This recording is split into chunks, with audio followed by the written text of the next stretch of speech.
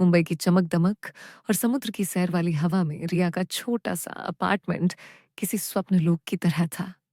28 साल की रिया, जिसकी त्वचा हल्की सुनहरी थी, लंबे काले बाल लहराते हुए और आंखें ऐसी जो किसी को भी एक पल के लिए ठहरने पर मजबूर कर दें, अपने जीवन में खुश थी।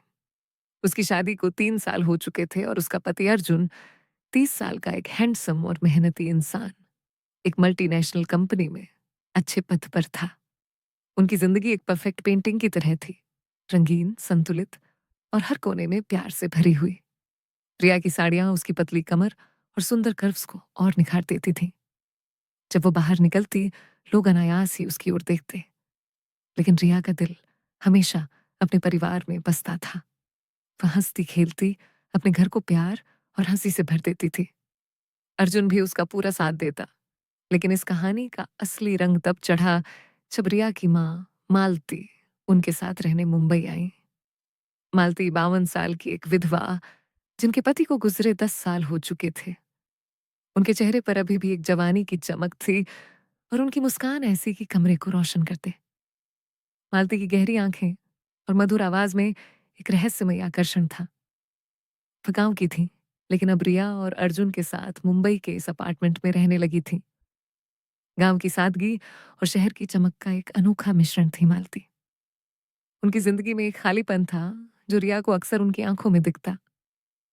मालती अक्सर कहती, रिया, तेरे पापा जैसा कोई नहीं था, उनकी कमी ने मुझे अधूरा कर दिया। रिया अपनी माँ को समझाती, माँ आप अकेली कहाँ हैं? मैं हूं ना, और अर्जुन भी तो है। मालती मुस्कुरा देती, लेकिन उनकी आंखों में एक अनकही उदासी रहती। 2020 का लॉकडाउन जब सारी दुनिया थम गई थी, तब रिया, अर्जुन और मालती एक ही छत के नीचे ज्यादा समय बिताने लगे। ऑफिस बंद, सड़कें खाली और घर में एक नई रौनक। रिया किचन संभालती, अर्जुन अपने लैपटॉप पर काम करता और मालती घर को संवारती। लेकिन इस नजदीकी ने कुछ अनकहे रिश्तों को जन्म देना शुरू किया। एक सुबह रिया जब नींद से जागी तो उसने देखा कि अर्जुन बेड पर नहीं है। उसने सोचा शायद वह सुबह की सैर के लिए गए होंगे, लेकिन जब वह नीचे गई तो किचन से हंसी की आवाज आई। मालती चाय बना रही थी और अर्जुन उनके पास खड़े होकर सब्जियां काट रहे थे। रिया ने चुपके से दरवाजे के पीछे से देखा। मालती की साड़ी का पल्लू थोड़ा नीचे सरक गया था और वह हंसते हुए अर्जुन से कह रही थी, दामाद जी, जरा संभल कर, कहीं उंगली न कट जाए। अर्जुन ने हंसते हुए जवाब दिया, सासू माँ, मैं तो सब कुछ संभाल लेता हूँ। आपकी हर चीज को मैं बड़े प्यार से हैंडल करता हूँ। मालती ने एक टमाटर उठाया और बोली, देखो, ये कितना रसीला है, जरा दबा कर देखो, रस निकल आएगा। अर्जुन ने टमाटर लिया, हल्के से दबाया और रस की बूंदें छलक पड़ी। दोनों ठहाके मारकर हंस पड़े। रिया ने अंदर जाकर कहा, क्या हो रहा है यहाँ? मालती ने तुरंत जवाब दिया, अरे रिया, कुछ नहीं, दामाद जी मेरे साथ चाय बना रहे हैं। तीनों ने मिलकर चाय पी, लेकिन रिया के मन में कुछ खटक रहा था। क्या ये सिर्फ मजाक था या कुछ और? उस दिन दोपहर में रिया ने अर्जुन से पूछा, तुम माँ के साथ इतना समय क्यों बिता रहे हो? अर्जुन ने हल्के से मुस्कुराते हुए कहा, अरे, सासू माँ अकेली हैं, उनके साथ बात करके अच्छा लगता है। रिया को जवाब में कुछ अजीब सा लगा, लेकिन उसने ज्यादा नहीं सोचा। शाम को मालती ने रिया को बुलाया और कहा, रिया, दामाद जी बहुत अच्छे हैं। आज उन्होंने मुझे मसाज के बारे में बताया। कह रहे थे कि अगर कंधे में दर्द हो तो वो प्रेस कर सकते हैं। रिया का मन थोड़ा सा उलझ गया। मसाज? उसने सोचा। मालती ने आगे कहा, हाँ, कह रहे थे कि योगा से बेहतर है कि हाथों से मसाज कर दी जाए। रात को जब अर्जुन और रिया बेड पर थे, रिया ने पूछा, तो माँ को मसाज वाली बात क्यों कह रहे थे? अर्जुन हंस पड़े, अरे, सासू माँ के कंधे दुख रहे थे, मैंने बस एक टिप दी, तुम तो कुछ और ही सोच रही हो। उनकी हंसी ने रिया को थोड़ा शांत किया, लेकिन मन में एक हल्की सी जलन थी। अगले दिन सुबह मालती ने नाश्ते में गर्मा-गर्म पराठे बनाए। अर्जुन ने एक कौर लिया और बोले, सासू माँ, ये पराठे तो इतने नरम हैं जैसे आपके हाथ। मालती ने शर्माते हुए कहा, दामाद जी, आप तो ऐसे कहते हो जैसे मेरे हाथ छुए हों। अर्जुन ने तुरंत जवाब दिया, छुए नहीं, लेकिन देखकर ही पता चलता है। रिया बीच में थी और उसे ये बातें सुनकर हल्का सा मजा भी आ रहा था, लेकिन जलन भी थी। लॉकडाउन के दिन बीतते गए और मालती व अर्जुन की बातचीत गहरी होने लगी। एक दोपहर दोनों लिविंग रूम में पुरानी फिल्म देख रहे थे। स्क्रीन पर हीरो हीरोइन से कह रहा था, तुम्हारी आंखें कितनी गहरी हैं, मैं इनमें डूब जाना चाहता हूँ। मालती ने हंसते हुए कहा, दामाद जी, आजकल की फिल्मों में तो सीन कुछ और ही होते हैं। अर्जुन ने जवाब दिया, हाँ सासू माँ, लेकिन असल जिंदगी में सब कंट्रोल में रहता है। आप कहें तो मैं आपको कुछ नई फिल्में दिखाऊं? मालती ने हंसकर मना कर दिया, नहीं, मैं तो पुरानी वाली ही देखूंगी, लेकिन कभी कभी सोचती हूँ अगर जिंदगी में थोड़ा मसाला हो तो मजा आए।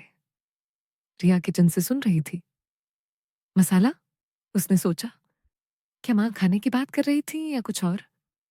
शाम को तीनों बालकनी में चाय पी रहे थे। अर्जुन ने मालती से कहा, सासू माँ, आपकी साड़ी आज बहुत अच्छी लग रही है, जैसे आपकी बॉडी को गले लगा रही हो। मालती ने शर्माते हुए कहा, दामाद जी, आप तो हर चीज नोटिस करते हैं, मेरी उम्र में कौन देखता है? अर्जुन ने तुरंत जवाब दिया, उम्र क्या सासू माँ, खूबसूरती तो हमेशा जवां रहती है। रिया ने देखा कि मालती के गाल लाल हो गए। वह हंस दी, लेकिन उनकी आंखों में एक चमक थी। कुछ दिन बाद मालती ने रिया से कहा, दामाद जी को बोलो ना, मुझे कंप्यूटर सिखा दे, मैं कुछ नया सीखना चाहती हूँ, घर में बोर हो जाती हूँ। रिया ने अर्जुन को बताया और वह तुरंत तैयार हो गए। अगले दिन से कंप्यूटर सेशन शुरू हुआ। अर्जुन मालती को लैपटॉप पर बैठाकर माउस पकड़ना सिखाते। सासू माँ, माउस को जेंटली पकड़ो। मालती ने हंसते हुए कहा, दामाद जी, मेरे हाथ कांपते हैं, जरा पकड़ कर दिखाओ। अर्जुन ने उनका हाथ पकड़ा, लेकिन सिर्फ 1 सेकंड के लिए, और माउस को मूव किया। मालती ने वाह भरी, कितना स्मूथ है। रिया पास में थी और उसे यह देखकर थोड़ा अजीब लगा, लेकिन मालती की खुशी देखकर वह चुप रही। शाम को मालती ने रिया से कहा, दामाद जी कितने धैर्यवान हैं, धीरे धीरे सिखाते हैं। कुछ दिन बाद मालती ने अर्जुन की मदद से ऑनलाइन एक साड़ी खरीदी। जब साड़ी आई, मालती ने उसे पहनकर दिखाया। अर्जुन ने कहा, सासू माँ, ये तो कमाल की है, आपकी फिगर पे परफेक्ट फिट है। मालती ने शर्माते हुए कहा, दामाद जी, आप तो ऐसे तारीफ करते हैं जैसे मैं कोई जवान लड़की हूं। अर्जुन ने जवाब दिया, क्यों नहीं, आप तो हमेशा हरी भरी हैं।